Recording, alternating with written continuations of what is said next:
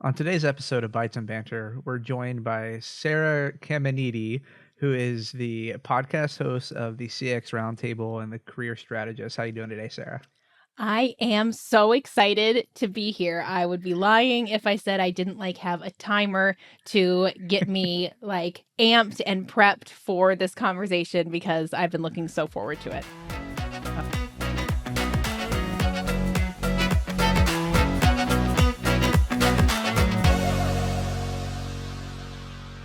On today's episode of Bites and Banter, we're joined by Sarah Caminiti, who is the podcast host of the CX Roundtable and the Career Strategist. How you doing today, Sarah? I am so excited to be here. I would be lying if I said I didn't have a timer to get me amped and prepped for this conversation because I've been looking so forward to it. I'm so excited to introduce you and everything that you're about and you stand for and the cool things you're doing to the HDI community who didn't get a chance to brush shoulders with you at Service Management World. So let's start from the beginning.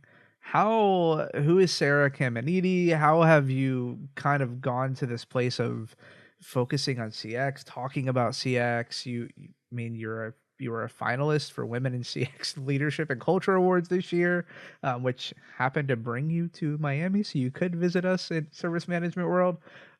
Introduce yourself to the world that is HDI. Yeah. Hi, HDI. I'm so excited to meet you. I am Sarah Caminiti. I live in Maine. I've got two little boys and my husband and dog that usually make a lot of noise behind me, but today we're safe.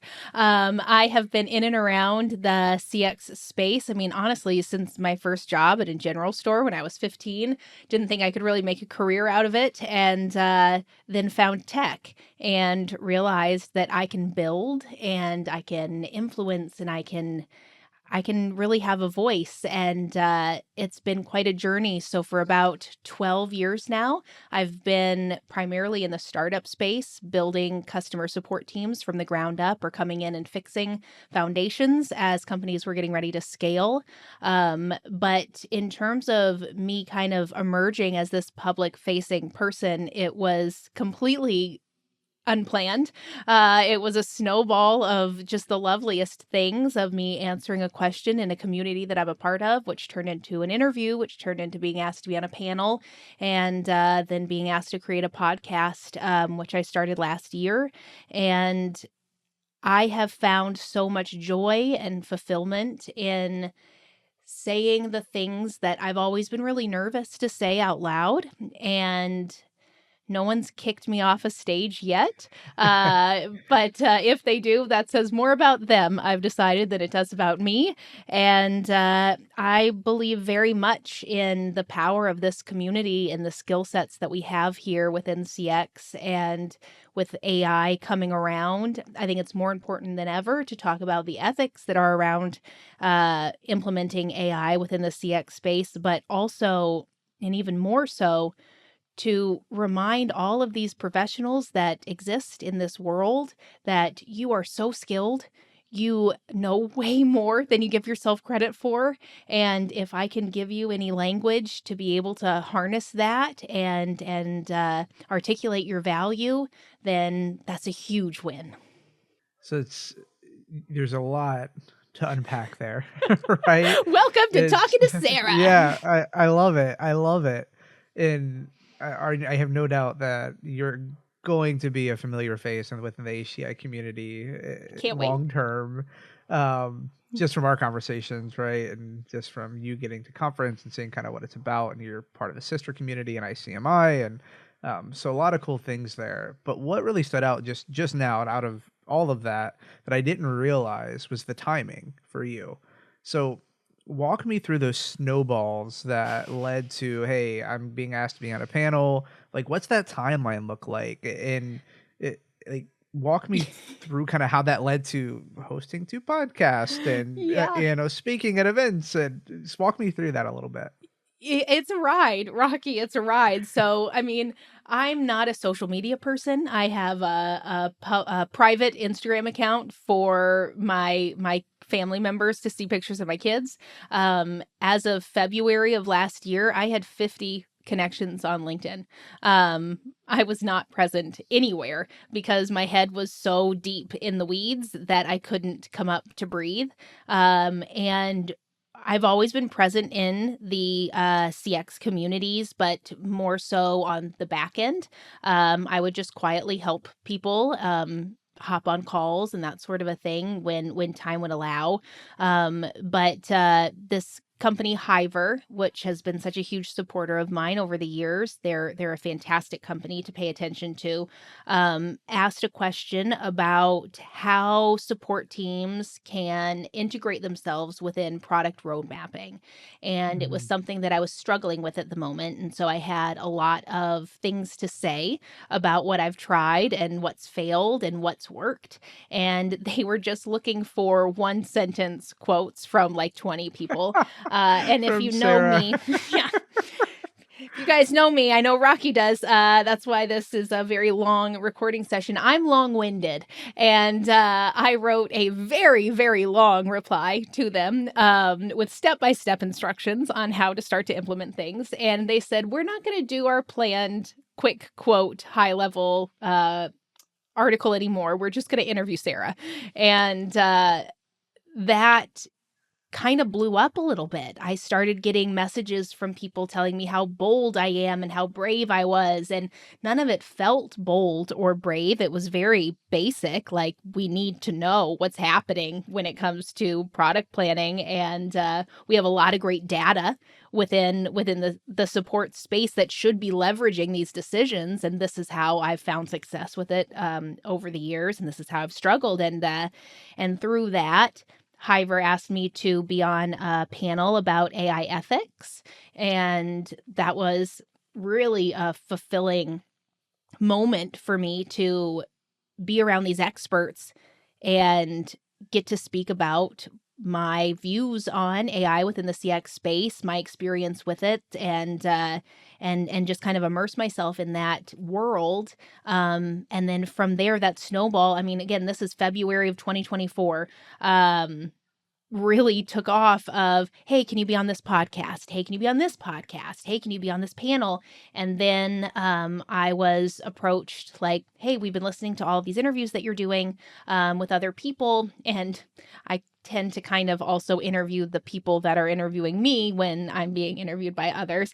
Warning, Rocky. But but then they said, have you ever thought about having your own podcast? And I said, no, definitely not. That's ridiculous. And this community said, we'll sponsor you if you start one. We would really like to have you start one. And I took advantage of that by really leaning into something that I had been struggling with for such a long time. And it was how for so long I've been surrounded by leaders that don't really hit the mark. And I mean, especially when I worked in call centers too, there's a lot of fear-based leadership. There's a lot of ego. There's really skewed power dynamics at play. And at this point, I had been vice president at a company for about 5 years, and I had been building my teams, and I had been doing things the way that I always wished that they had been done to me, and we were incredibly successful. And so I knew that I couldn't be the only person that believed that you can lead differently. We're just not talking about it. And this community is filled with leaders that are doing it the right way. And so I got to bring these people on, some of which have never been on podcasts before and trusted me with it, but others were seasoned vets of talking about their experience. And I got to celebrate them and make sure that they felt really proud of themselves when they ended these calls. And sometimes people would get emotional because, pausing to reflect on these little things that mean a lot in the grand scheme of things is something that we don't really do. Because honestly, we don't have time to do. And to Yeah. afford these folks the luxury of time to pause, to celebrate these small little wins and these big wins. And in doing so, prove that this is possible, that probably the reason why the leaders around you resort to fear-based tactics is because they've never seen it done differently, and so when things get hard, you go back to what you've seen before because those people kept their Mhm. jobs, you were able to hit your metrics, it's not, they're not terrible human beings, they've just been taught that this is the only way to do it, and through these conversations, I got to see for myself the proof, but also show others the proof that if you want Mhm. examples, I've got 26 people that are Yeah. fantastic examples, and they are all happy to chat with you one-on-one if you have questions, which turned out to be so cool. Talk about the power of saying yes to one thing, Right? right? Right? Like, And it all happened so fast. I couldn't say no or really think about what actually was happening around me. and it started, right, just kind of this whole brushing shoulders with these leaders that you admire and giving other people the opportunity to share their voice, right, and to let their voice be heard. Started because you had seen a question from a Mhm, pretty well-known organization, right, if you will, however, mhm. if not unknown. Yeah. Yep. And you took the chance, and there is a bravery to Yes. be highlighted in that, right? To Mhm, having the courage to just let your voice be heard, even if it's in a comment form, right? Even if mhm, it's a, hey, I feel like this is a need, and gosh, it's such a need to, like, even now I would say it's not a problem that's been solved to bring the people who are talking to the quote unquote users, right, or the consumers of your product on an everyday basis to mhm. the table when it comes to the product roadmap, right? Yes. It's still a problem today, but you saying, "Hey, I kind of have some ideas," and Mhm. having the bravery to let your ideas be out there and, not Thank you. shy away from that, opened all these doors. I And all it know. took was that, let me share my wisdom, Mhm, even if I don't view it as wisdom in the moment, mhm. right? It's just so cool to see that ripple effect, right? It's like a pebble Yes. in water.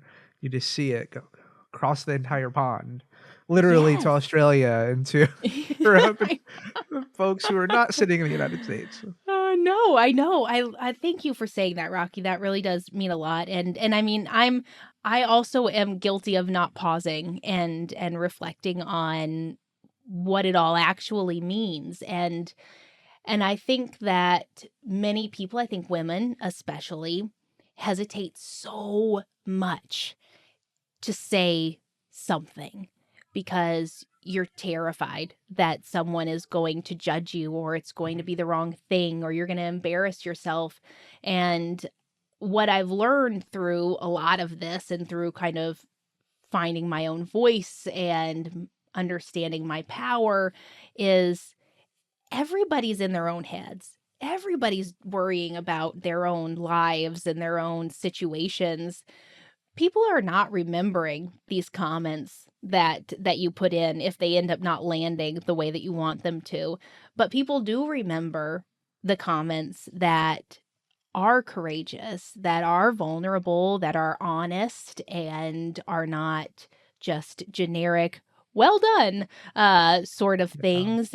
There's so much noise out there, and seeing so many people start to have the courage and give themselves permission to be the kind of noise that they're proud of has been one of the most beautiful things of being immersed in this community within this public space because when you're not in it, you don't really realize what is happening, what thought goes behind a lot of this stuff, and just to see these folks that, especially folks that had never been on a podcast, that trusted me to come on the podcast, and since then have felt brave enough to continue to share their story or share their wisdom.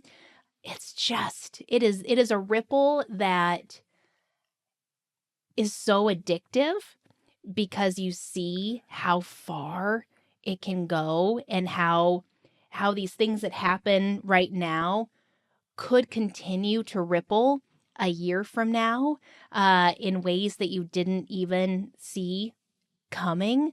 It's, uh it's just like, why wouldn't you say yes and just see what happens.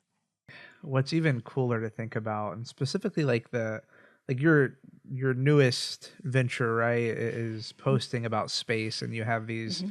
these articles, these essays, if you will, that are kind of very authentic, right, very raw and real. And I haven't read the second one. I saw it drop today, but I'll read it after we get done talking today. Oh, thanks. But it, what I think things like that, and let's call it collateral, right? And Mm-hmm. Dustin, our the podtext founder, the guy who helps produce all of this, talks about right assets, right, and assets Mm-hmm. being out there, and how they have the opportunity to make an impact even after they're recorded for eternity, right? And Yep. I think something that the Sarah Caminitis of the world don't always stop to think about is there's not only that possible year ripple effect that you see, but think about all of the people who are going to read those articles over time, who are going to watch an episode of the CX Roundtable, and maybe something you said, maybe it's something Brad Cleveland said, or Nate Brown, or Jameson, or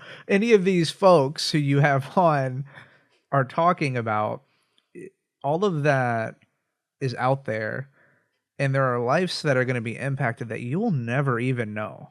I know. Like, It's crazy, isn't it? there's someone It's who's going to crazy. read your story about giving yourself the space to take care of yourself physically, right? And Mm-hmm. to show up to be who you want to be, who is going to be inspired to make a change in their life and never say a word to you. God, Like, that is true. isn't that pretty cool? That's You're right. I don't think about that enough, and that is so true. It's funny that I don't think about that enough because working in this industry, you understand that if one person reaches out to support with a problem, there's probably 15 or 20 or whatever the statistic is, people that are thinking the exact same thing. They just haven't gotten to that point where they're going to reach Yeah. out, and to then change that mindset into what I am putting out into the world and what I'm proud to share with the world. There are a lot of people that I'm never going to talk to that maybe it did have an impact, and I got the chills for a second there, Rocky. It's a really special thing, and I feel lucky to do it. I think about the things you're focused on, right? Talking about space. This is a concept that I think putting words to it has so much value for every human. Mhm. Um, but it's one of those things where it it takes bravery to be authentic, but it also kind of takes a lot of courage to tell someone, "Hey, that meant something to me," right? "Hey, I'm Yes. gonna make a different decision." And a lot of times, what I think it's easy to cling on to, did somebody make a change because of what I did or what I said or whatever, right? Like, and I have to remind myself this with the few speaking engagements I've done at conferences. It's hard to not care about the outcome for people, but Mhm. the reality is 9 times out of 10, it's not something we're always gonna physically see in terms of how they change their organization, how they do things differently. A lot of times it's just how they're recognizing their own thought patterns, right? How Right. they're thinking about things, and you don't see that, but it does No. trickle down, right? It is. It's really cool, and I think that you are dead on about the courage and the vulnerability that comes with saying something. And something that I think one of the reasons why I have been able to give myself permission to be really vulnerable in what I'm speaking about at conferences or what I'm writing about or talking about in podcasts is I know what it's like to sit in a room where somebody talks about something that should change the game for you. And it feels like, oh, I didn't think about this. Oh, this is something that I could totally do. And then you walk out of the room, you're feeling really energized and excited. And you go to start and you realize that the conditions are not at all what that person painted them as. And it's so Yeah. discouraging and it's so disheartening. And you feel like you failed in some capacity because it doesn't align perfectly with the way that this was described. And I have been very deliberate in the work that I produce to make sure that I am honest about what it looks like in reality. Um, because the last thing I would ever want is for someone to get to that moment where they are brave enough to say, I want to try this. I just want to see what happens.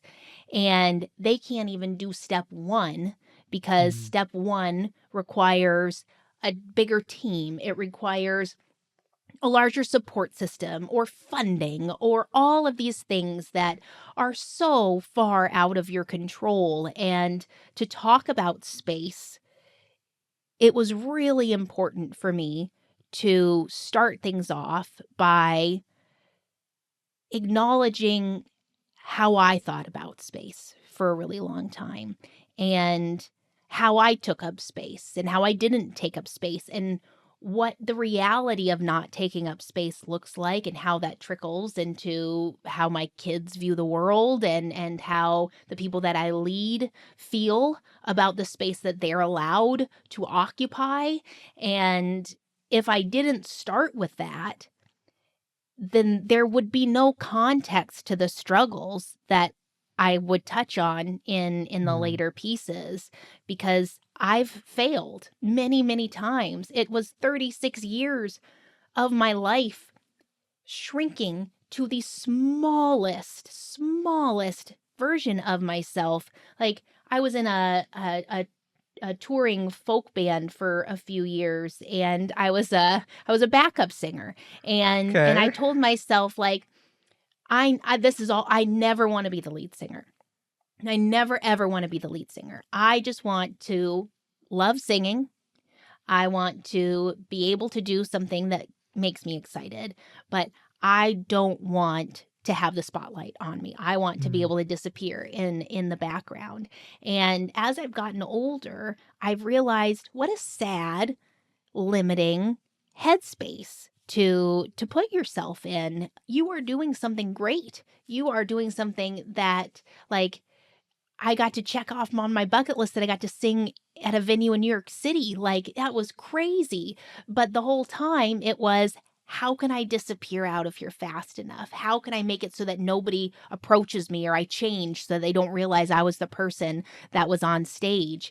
And then to see how that evolves within my professional life of being grateful for the opportunity, diminishing the work that I've done, always thinking that if I'm gonna be successful in any way, shape, or form, I mean, I'm still catching myself doing this, by the way. I have to attach myself to somebody else that I have considered to be a success story. And if I connect myself to them and travel with them, that's the only way that doors will open for me. I would Mhm. never be able to open up doors on my own. And I've been having to stop myself a lot lately when I start to see myself doing that and say, "Wait a second. You haven't even tried. You don't even know. Why do you need to obsessively be with this other person to think that the only way that you're gonna get these introductions is if they introduce you? But look at what I've built.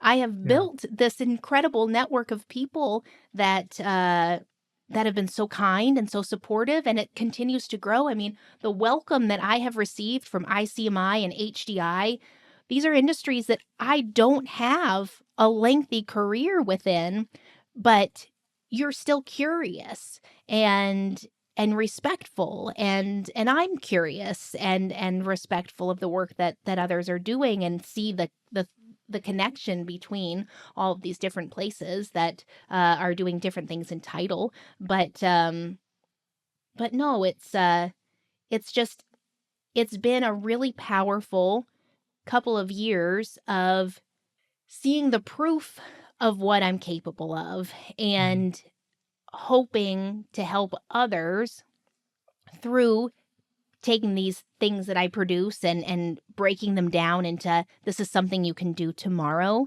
It's really just about planting those seeds and being brave enough to try something small, and then you survive it, and then you can try the next small thing and the next small thing and the next small thing, and then you blink and you've created a medium-sized thing and now a big thing without even realizing how much work you were putting into this and what the rewards were. And I never want someone to walk away from a conference talk of mine or a podcast or anything, or even just talking to me one-on-one and be like, oh my gosh, I cannot wait to implement this. And then not be able to start and then feel too nervous to reach out and ask me questions so that I can maybe clear some stuff up to give them the tools that they need. It's funny. I think when I first came into HDI, and I don't think I was as aware of it as maybe you're articulating, right? But I thought if I wasn't a part of the organization that I was a part of, my voice wouldn't be as important, right? If I didn't have the people around me who were advocating for me, my voice wouldn't be as important. And I don't know if I ever really uh, consciously kind of transitioned to a place of like, well, it doesn't, that's not the case. Because I do think, just transparently, if people coming into the HDI, even at local chapters, I don't know, I know you haven't been to a local chapters event yet, Sarah, you will, Soon, but soon. like even coming into local chapters, I'm thinking about it as we're talking, and I'm thinking about somebody who's maybe not as familiar with the HDI. You have your board members, right? You have maybe your regular attendees, and maybe they're a member, maybe they're not, but they show up. And so, how do I guess it kind of leads to the question: how do you intentionally? Because I would say you've kind of ventured into that space where other people might be on the outside coming Yeah. into these communities and saying, "Oh, Sarah's got 4,000 followers on LinkedIn and she's hosting podcasts and she's on a bunch of episodes and she's speaking everywhere." And oh my gosh, I don't know, like, and I'm sure there's the Jeff Toysters of the world, right? And Yes. the Justin Robbins of the world and the Nate Browns of the world and the people who the names are recognizable within Yes. the CX and the service desk and the ITSM space, and the Doug Tedders, like, who kind of crosses over to both. And Hmm. so I just, makes me curious, how do we help people, or if somebody's coming in listening to this and they're interested in HDI or ICMI, or they're showing up at conferences, how do we how do they uh, prevent that mindset? Like, how to, I guess a better way of asking the question would be at a broader sense: how do people, humans, give themselves permission in a very intentional way to not feel like their worth is tied to who they know, or Mm. who's following them or liking their stuff, or right? I'm curious to hear kind of like how can we as a community help prevent that? Like, how can we I help love people this. show up in a way that ultimately they know beyond the shadow of a doubt that they are valued, and that value is not dependent on their title, on their role, on their thought leader label, like any of this. Like, how do we do that? I am just obsessed with that question. That's such a good question. I think that it comes twofold. I think that a lot of the responsibility needs to be on people like you and I to give peeks behind the curtain, because I think a lot of the nervousness comes from, oh, this is a person who has the perfect job, who has like the perfect family situation, who has everything all lined up the way that it's supposed to, and that is why they're able to do this. That is why they're able to feel confident and all of these things. And if we as public facing people continuously remind people that no, no, we are the exact same thing as you. We are flawed, we fail, we we second guess things.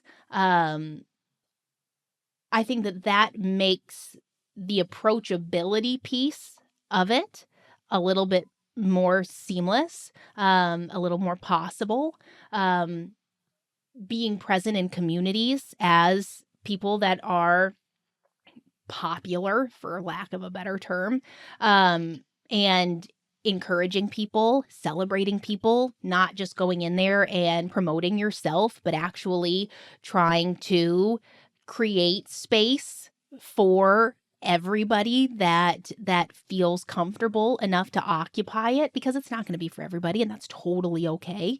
But then as the individual, I would recommend starting with like a Slack community, like CX Accelerator. I think that that is a very safe space to start to meet people, to start to see what it feels like to share your ideas. Yes, I've got mine in the car. It's a great, great hat and a great community. Um, but start there. Like, scratch the itch, see what it feels like. Ask questions, but answer questions. And something that I tell a lot of people that ask me how to integrate within communities: give answers first, offer help first. You have so much to share that you're going to end up feeling like you're less than if you're just entering into these communities asking for help all the time. Start off by answering a question that someone has, or start off by asking to get on a coffee chat with somebody, and have it be somebody like me or like you, Rocky, or like Nate. And because we all will say yes, I will never say no to any sort of chat like that. But like, then we get to prove that we're just as excited to talk to them as they are excited to talk to us. And I think it's that if we as a CX community, because we are a very specific breed of people, um, if we can allow our space to not really lean into like a celebrity type of mentality about different talking heads within this area, then you see what happens when you connect with people that are deemed successful or powerful. And the ripple effect there, Rocky, which is really cool, is it gives you the confidence in your workspace to talk to people like people. And like, your CEO is just a person who's doing his best or her best. Like, the VP of marketing, they are just doing their best. They are no different than you or I. And that has kind of been my anchor when I'm feeling uncomfortable entering into new spaces, or feeling ridiculous to get on a 5 a.m. train to go to Orlando and meet a bunch of strangers. But it's, why not? They are the same. And if I come out of this with one Mm. cool conversation, that was worth my time. If I come out of this with no cool conversations, well, I can say I drove into Disney and spent a day wandering around getting weird merch from a bunch of vendors, and then I go back to my hotel, but that's never the case. There's a woman, Leslie, what is her last name? It's like, Ofla oh, Haven. thank We've had her you. on. Ofla Yes, Haven. Yeah. that woman. Oh my gosh. She and I, so before the ICMI conference, this is kind of a side tangent, so apologies in advance, but she and I had never met in person. We knew each other through 2020-ish, and she found out that I was going to be speaking at ICMI, and so was she. And so she just randomly sent me a message on LinkedIn and said, like, what time does your flight come in? And it turns out that our flight was coming in at around the same time. And she's like, okay, well, let's meet at the airport, and then we'll go to the conference together. And this is someone who is like thought leader of the year, won like lifetime achievement awards. This is a woman who is so celebrated within this community. And she was just an instant friend. We were equals. There was nothing weird about this at all. And we had a great time on the taxi. And then we hung out throughout the entire conference. And her goal, whenever she goes to these conferences, is to introduce herself and get to know 100 people. And she does that not for herself, though she does enjoy meeting new people, but she finds the nervous people.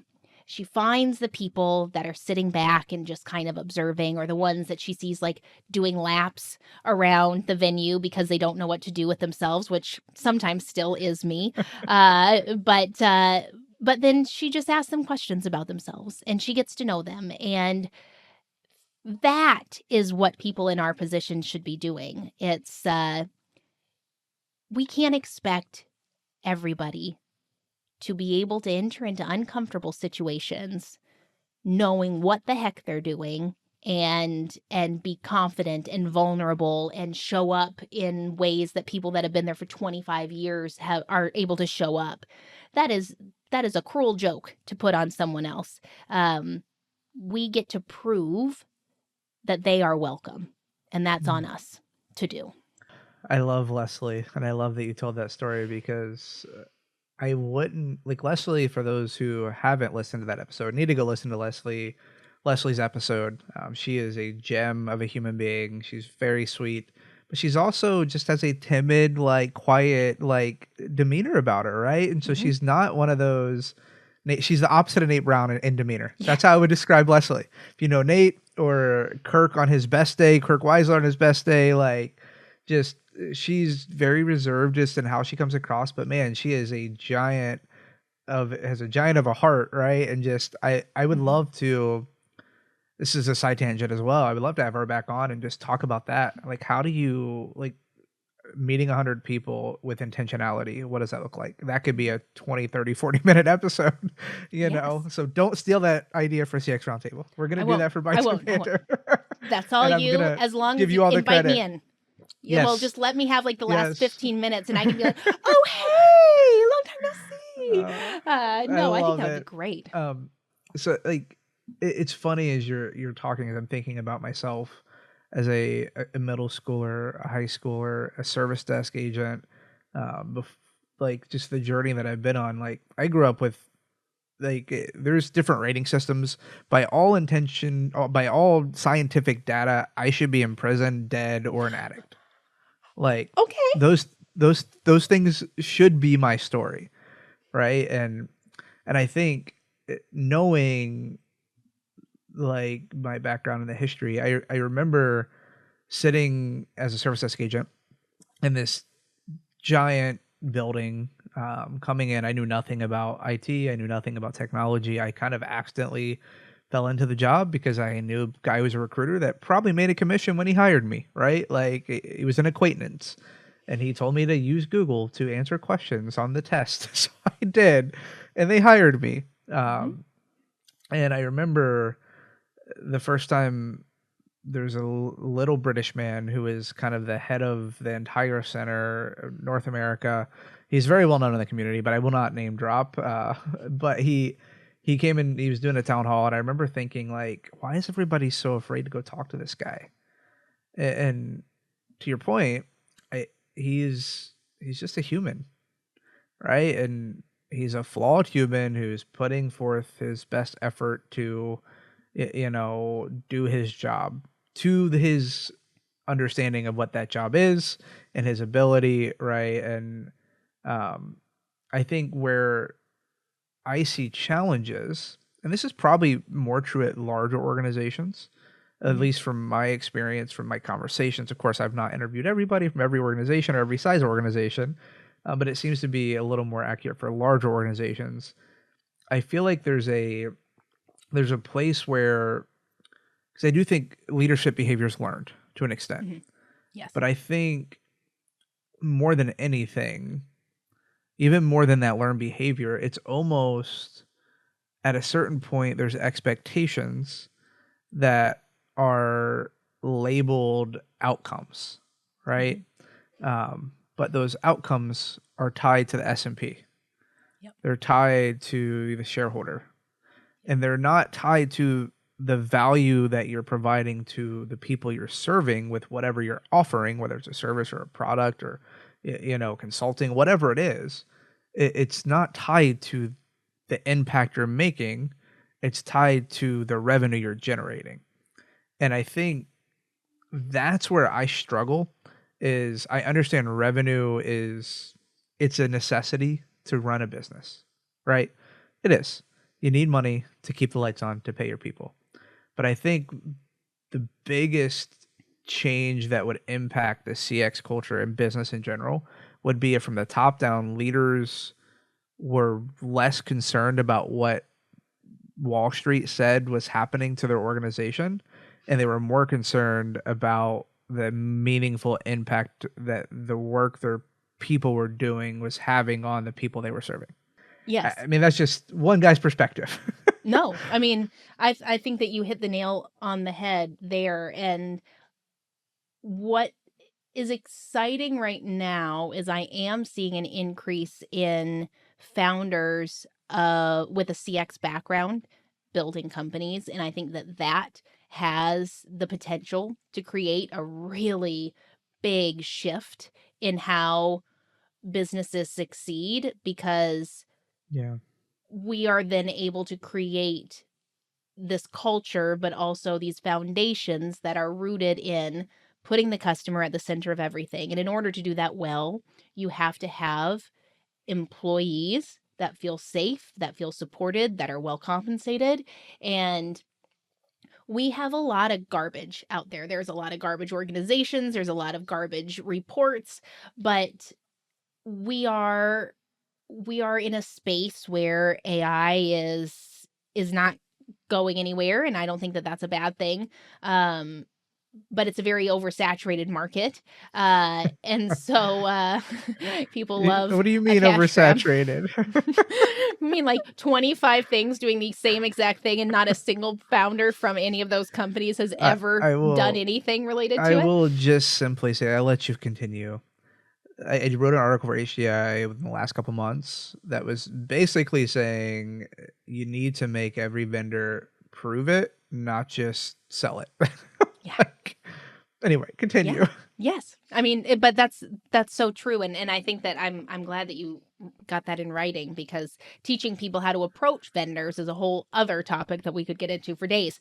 But Yeah. uh but it's the differentiators, and like what good looks like is something that I think is going to be what determines whether or not a business is successful down the road.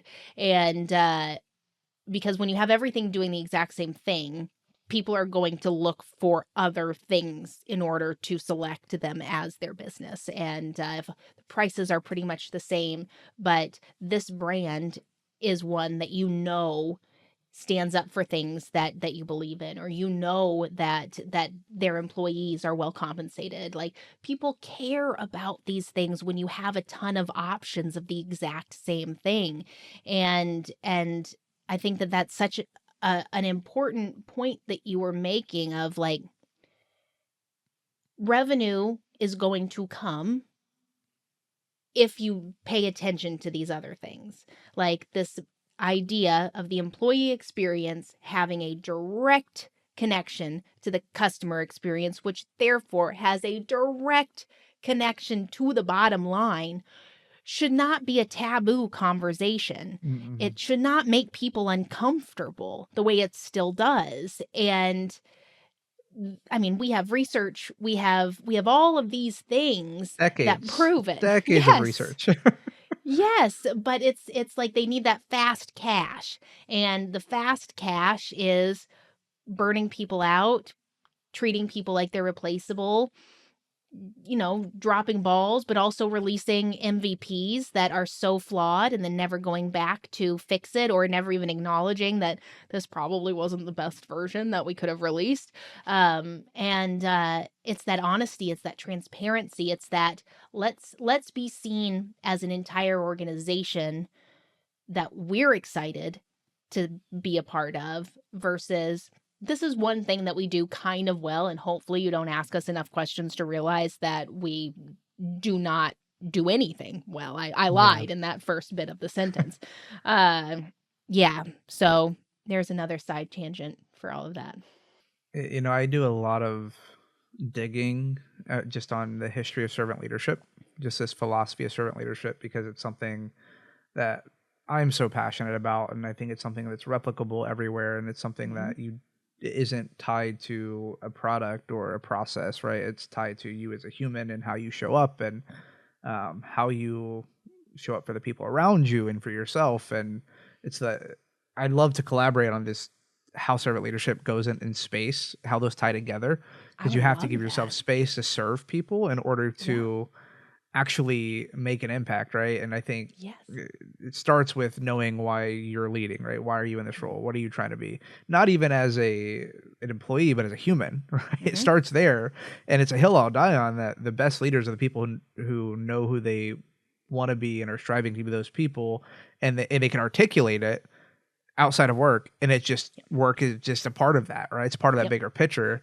Um, all that to being said, I think, as I think about like the history of organizations like Starbucks, they've been on the news for a lot of different reasons, right? In the last couple of years with the new CEO and all these different components. But when Starbucks was at their peak of their game, when they had the market share, when they had, just everybody was a Starbucks fanatic. This is apart from the fact that their coffee is burnt.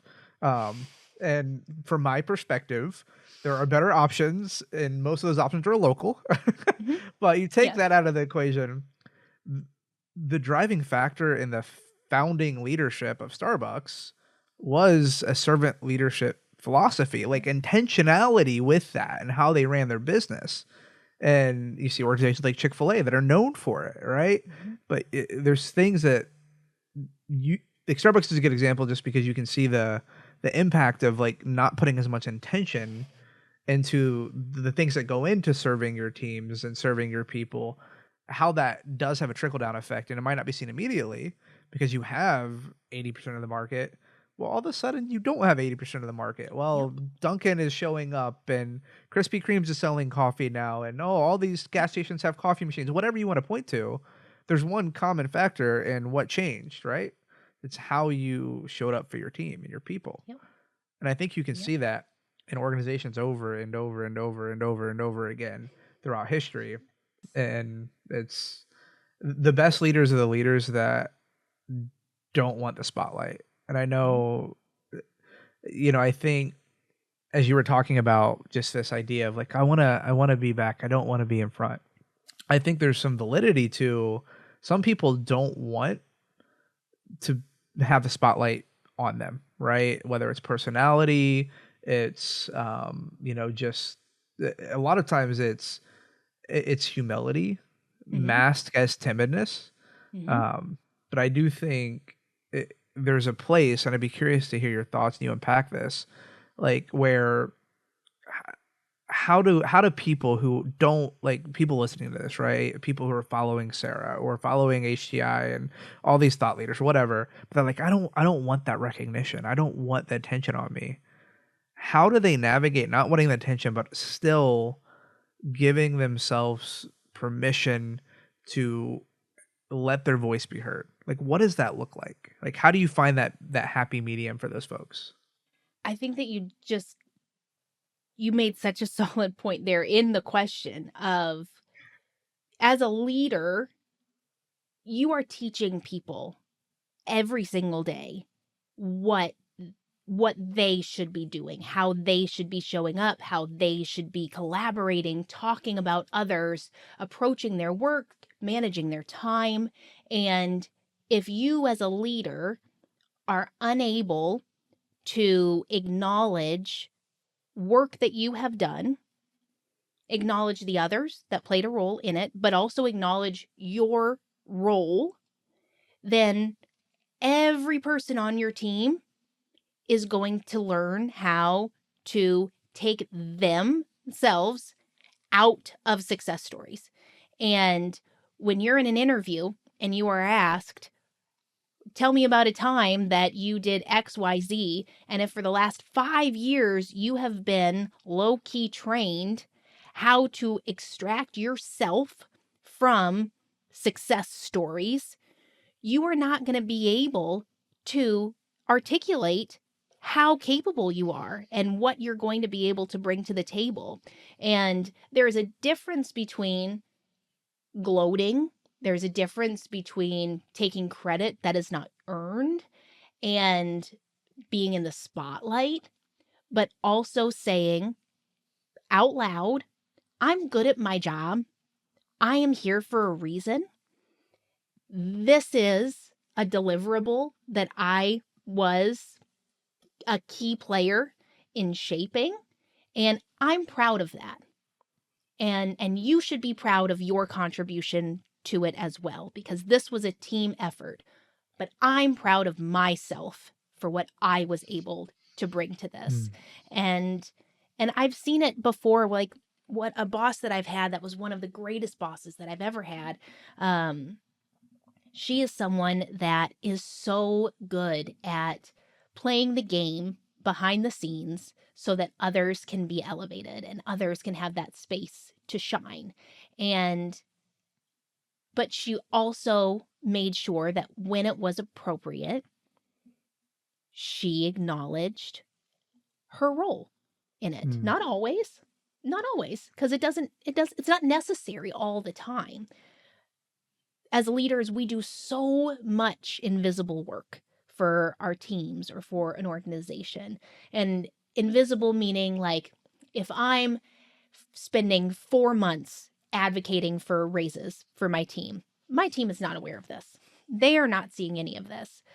They may see if I fail at the end of the year, I will then say, I am so sorry. I tried so hard. This is not about you and what you're worth. This is just budgetary restrictions. Or I was successful, and I was successful because I tied it to XYZ, and now you are aware of how to speak this language to advocate for yourself.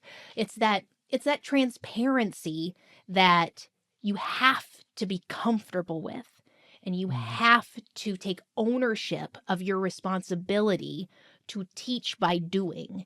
And I think that that is something that is often just kind of glossed over, because it's either, I don't want to be in the spotlight, I don't want any credit, it makes me super uncomfortable, or I'm just going to take credit for everything. And you're a teacher. If you are a leader, you are a teacher. It's just like if you're a parent. They are watching every single thing that you do. And we talked about the How you ripple do effect it, earlier. how you Yes. say it, your Yes. response to the things they do, all of it.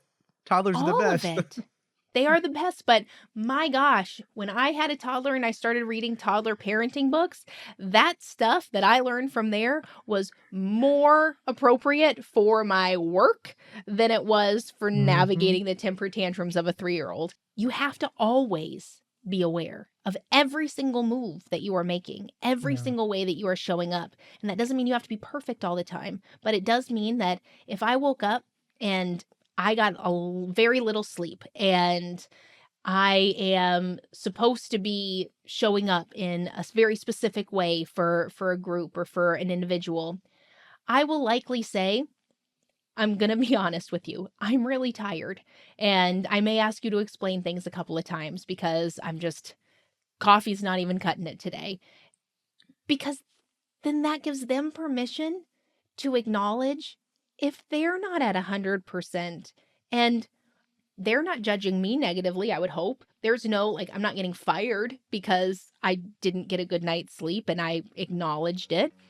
They should feel safe enough to say, I'm a human being. I've got good days. I've got bad days. I've got medium days. And that's okay.